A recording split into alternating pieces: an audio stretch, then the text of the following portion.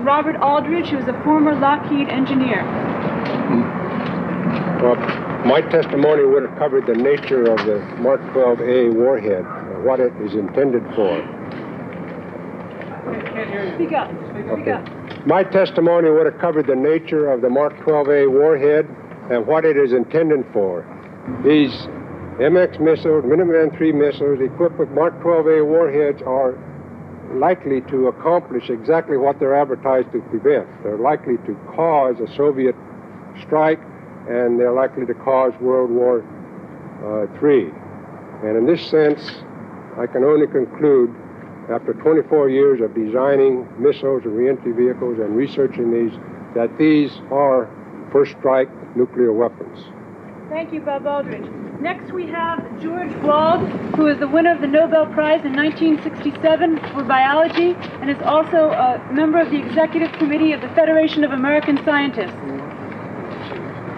I was going to say that what brought a biologist here is a concern for life.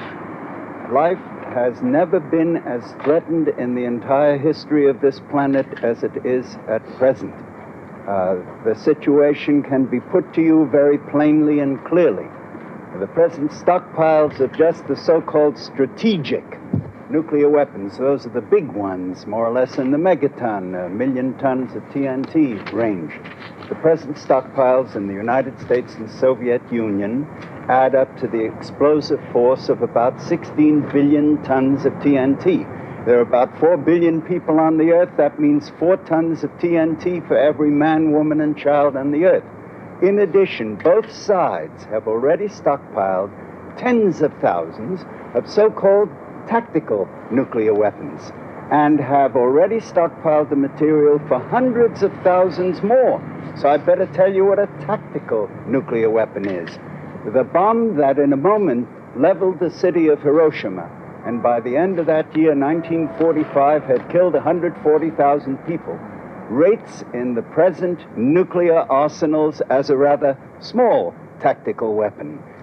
There is a good chance by now that we've already stockpiled all the hardware necessary to wipe out the human race and much of the rest of life on this planet. It would be, in the course of evolution of life on this planet, the first do-it-yourself extinction.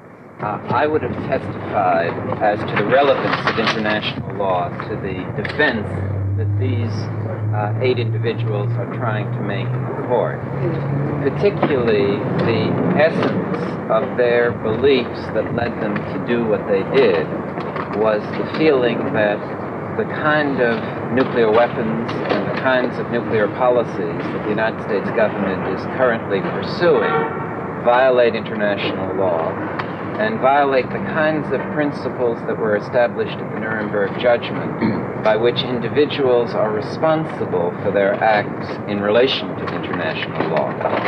This, in my judgment, goes to the essence of a fair legal trial. I got nothing I want to... Can we just finish? We're right in the middle of a first, and then I'd like to take it downstairs otherwise. And finally, I would have talked about a summary sense of what would happen to people, potential survivors, if there were any, of a nuclear war, pointing out that the present bombs are 100 to 1,000 times the size of the baby Hiroshima bomb, and also that we can expect no outside world to come in and rebuild a city that's been bombed, as one had in Hiroshima, which was the only reason why Hiroshima could be rebuilt.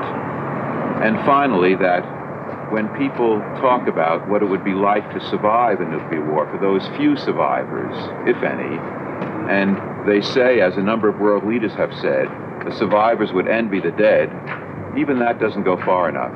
I would go further and say that the survivors would feel themselves as if dead. The survivors would not really feel alive.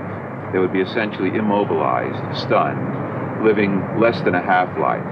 In other words, there is no psychological capacity to prepare for or survive nuclear weapons. Yes, you are in somebody's way. We decide where you are in somebody's way. Look, I'll give you everything you want. You got plenty of room down there. You got people there to operate on these windows, okay? I'm not saying that you take them down there from here on in. My men are going to be notified of this thing from here, and they're going to move you down. I'm not stopping you to take all the interviews you want. I don't care if you're there to Timbuktu. But it'll be down there, okay? Thank you.